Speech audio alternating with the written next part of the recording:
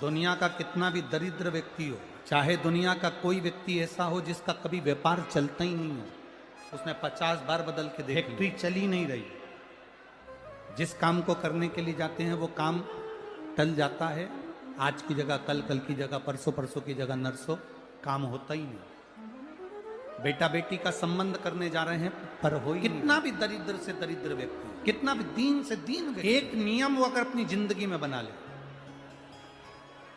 प्रदोष काल में, प्रदोष के समय पर बेलपत्री के वृक्ष के नीचे एक बार जाकर नमन करना और प्रदोष काल में शंकर भगवान के मंदिर में दिया लगाना, ये दो चीजें अगर वो 3 महीना भी लगातार कर ले तो उसके जीवन में कभी कोई समस्या आ ही नहीं सकती, कोई दुख आ ही नहीं। एक नियम बना, जब कोई कहते तुम्हारे जीवन में कष्ट ही कष्ट, अब एक काम चालू करो, शिव की आराधना, अब एक काम चालू करो, भगवान शंकर की आराधना।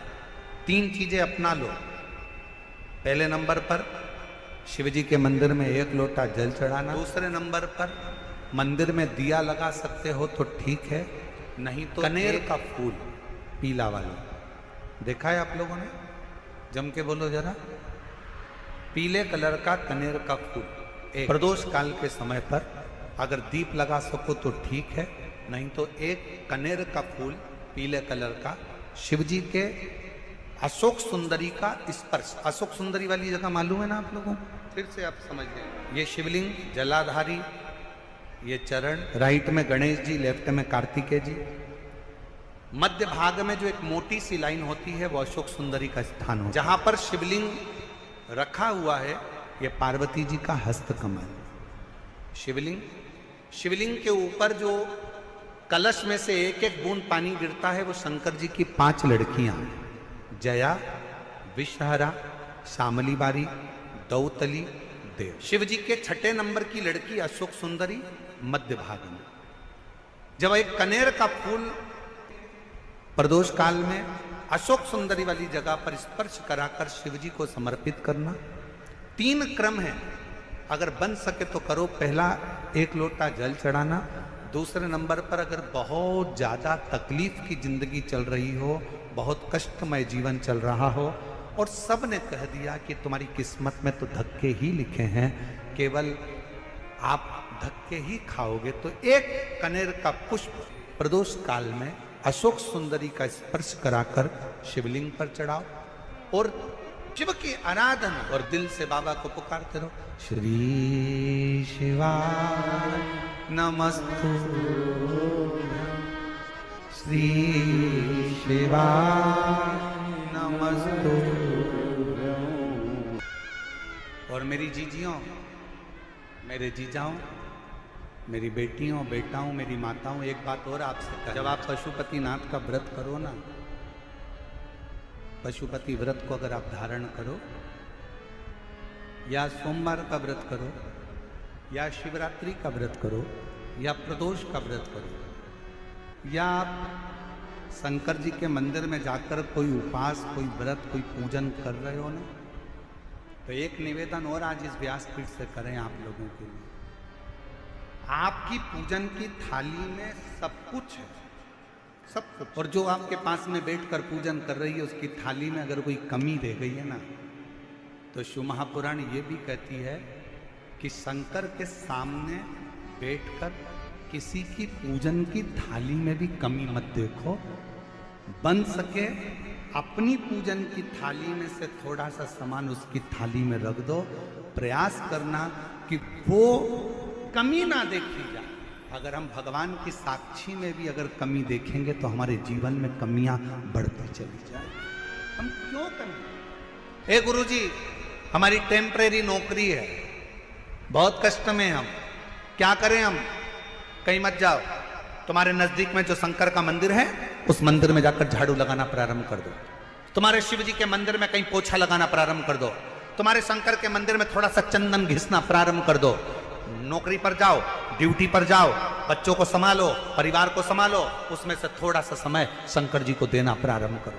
थोड़ा सा समय निकालना शिव जी के लिए, थोड़ा सा समय। ए गुरुजी, अभी मेरी तनख्वाह तो मात्र 8,000 रुपए मिलती है, प्राइवेट जॉब कर रहा हूं, परिवार बड़ा है, गुरुदेव दिल्ली जैसे शहर में रह रहा हूं, बहुत दुख का जीवन चल रहा है, क्या करूं?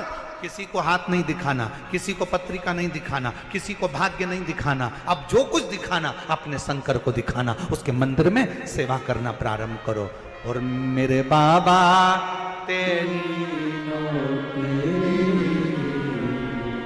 सबसे बढ़िया, यदि कोई एक बार शिवालय की ओर चले जाता है, शंकर की ओर बढ़ जाता है, शिवालय की ओर बढ़ जाता है, तो उसके पितर, उसके पूर्वज और उसके जीवन में कितने भी दोष हों, वो सारे के सारे दोष समाप्त होते चले। शायद इसीलिए शिव जी पर चढ़ाया गया एक लोटा जल हमारे घर का पितृदोष हो चाहे अन्य दोष हो, वो भी समाप्त कर दे। कितना सुंदर कहा है। जब जिंदगी बहुत संघर्ष में चल रही हो, बहुत दुख का जीवन चल रहा हो, बहुत कष्ट का जीवन चल रहा हो, बहुत कष्टमय जीवन चल रहा हो, तब शमी के पांच एक दुर्वा के साथ एक अक्षत चावल का एक दाना हल्दी में भिंगोया हुआ हो या केसर में भिंगोया, शमी पत्र 5, एक दुर्वा, एक चावल का दाना, जो दिल से हृदय से बेलपत्री के वृक्ष के नीचे पार्थिव लिंग का निर्माण कर कर मट्टी का शिवलिंग बनाकर प्रदोष काल में, मतलब शाम के समय पर शिवलिंग बनाकर उस पे जल चढ़ाकर, जो ये 5 शमी का पत्र, एक दुर्वा और एक चावल का दाना, अपनी कामना कर कर जो दुख चल रहा है बाबा से विनय कर कर एक एक पत्ता जब समर्पित कर दे, फिर एक दुर्वा समर्पित कर दे, फिर एक चावल का दाना समर्पित कर दे और बाबा का वहीं पर पुनः विसर्जन कर दे, 3 महीना तो जाने दो, 15 दिन के अंदर वो दुख कटता जरूर है, चाहे कोई भी दुख, किसी भी तरह का दुख क्यों नहीं। एक बेलपत्र के वृक्ष की परिक्रमा करने वाले को हजारों अश्वमेघ यज्ञ का फल प्राप्त हो जाता है, हजारों अश्वमेघ यज्ञ का फल प्राप्त हो जाता है। उसी तरह एक पार्थिव लिंग का निर्माण करने वाले को, मिट्टी का शिवलिंग का निर्माण कर कर पूजन करने वालों को 12 ज्योतिर्लिंग के शिवलिंग के दर्शन का पुण्य फल प्राप्त। बहुत ध्यान लगा। एक बेलपत्री, उस बेलपत्री में एक चंदन की बिंदी और एक अक्षत का दाना मात्र रखकर भी अगर शिवालय पर चढ़ा दी जाती है, एक बेलपत्री, एक चंदन का बिंदी, और चंदन फिर निवेदन करेंगे। आज के जमाने में तुम लोग सब घिसा घिसाया, पड़ा पड़ाया, डब्बी का सामान ले लेकर, वो नहीं, चंदन की मुठिया रखो, थोड़ा सा भी घिसो, जरा सा भी घिसो, उसकी एक बिंदी और एक चावल का दाना, जब हम भगवान देवाधिदेव महादेव को समर्पित करते हैं, अपनी कामना कर कर समर्पित करते हैं, तो निश्चितता है, पुराण की कथा कहती है, शंकर भगवान उसका फल शीघ्र प्रदान कर देते हैं। भले आपने कुछ करा ना करा, उसका फल तुम्हें मिल जाए। में जाना, लोटा भरकर जल समर्पित करना, और कभी तुम्हारे जीवन में अगर तुमको लग रहा है कि मैं दुखों से पीछा छूट ही नहीं रहा, तब उस जगह पर बेलपत्री के मध्य भाग में पीला चंदन, ये जो पत्ती है और ये 2 पत्ती हैं, ये बड़ी पत्ती और ये बीच की जो 2 पत्ती हैं, इसके बीच में जो डंडी का भाग रहता है, जो बीच में डंडी का जो भाग है, बड़ी पत्ती और ये 2 छोटी पत्ती के मध्य में जो डंडी का भाग है, उस डंडी के भाग में पीला चंदन और एक अक्षत पीला, शंकर भगवान को आप अगर प्रदोष काल में समर्पित कर रहे हैं, तो ये निश्चित है कि धीरे धीरे कर कर वो दुख समाप्त होगा, वो दुख कटेगा ही। प्रगत वर्णन किया गया शंकर भगवान की आराधना में, शिव की आराधना में, जब तुम्हें लगता है कि तुम्हारा व्यापार नहीं चल रहा, कोई तुम्हें धोखा दे रहा है, लक्ष्मी नहीं आ रही, बहुत चिंता में पड़े हुए हो, बहुत टेंशन में जिंदगी चल रही है, बहुत बीमारियां तुमको घेर ली है और चारों तरफ अंधेरा ही अंधेरा नजर आ रहा है, तुमने विचार करा अब मैं तो मर जाऊं तो अच्छा, मैं सुसाइड कर लूं तो अच्छा, मैं मर जाऊं तो अच्छा, तो मरने से पहले एक काम कर कर देखना, शंकर भगवान की आराधना कर कर देखना, शिव पर एक लोटा जल चढ़ा कर देखना, और ज्यादा चिंता, ज्यादा टेंशन हो तो बेलपत्री के जड़ को घिसकर उसका चंदन बनाकर शंकर को लेपन कर कर उसकी भी आराधना कर कर देखना कि बेल चंदन का फल क्या। बेलपत्र एक बेल, ये कोई बेल पत्र, एक बेल, ये कोई साधारण एक बेल। नीचे की डंडी से लेकर ये दो पत्तियां जहां लगी हैं और दो पत्ती से लेकर ये बीच की जो पत्ती है उसमें जो गैप है, उसमें जो जगह है, दिख रही है आपको? ये दो पत्ती से लेकर बीच की पत्ती के बीच में जो जगह खाली रहती है, 33 कोटि देवी देवताओं विराजमान रहते हैं इस बीच की जगह में। जब शिव जी को चढ़ाया जाता है तब इस पत्ती के बीच की जगह शंकर के शिवलिंग पर रखा जाता है।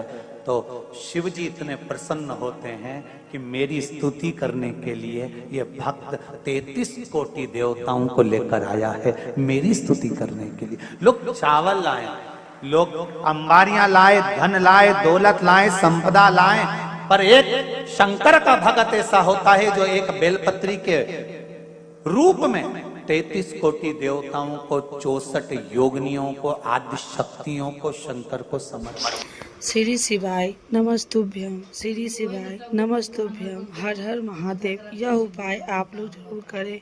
इस उपाय को करने से होगी हर मनोकामना पूरी, हर कष्ट रोग दूर। श्री शिवाय नमस्तुभ्यम, हर हर महादेव।